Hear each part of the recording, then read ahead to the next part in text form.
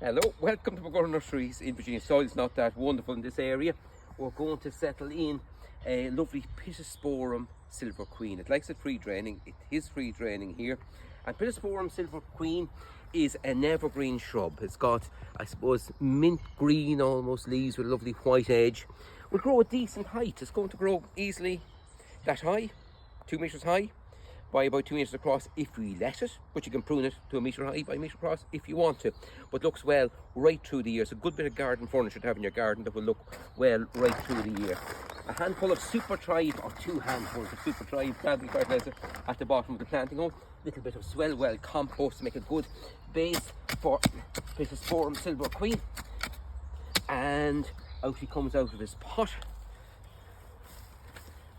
Loosen the roots a little bit, they're a little bit little teasing out. And evergreen will look well right through the year. They're great in pots and containers as well. A little bit of compost and soil for back in around him. Easily planted. Likes the sunny and free draining spot to do well. Will be here for years and years to come. Remains evergreen and will look well for 12 months of the year. Bye for now. Enjoy your garden.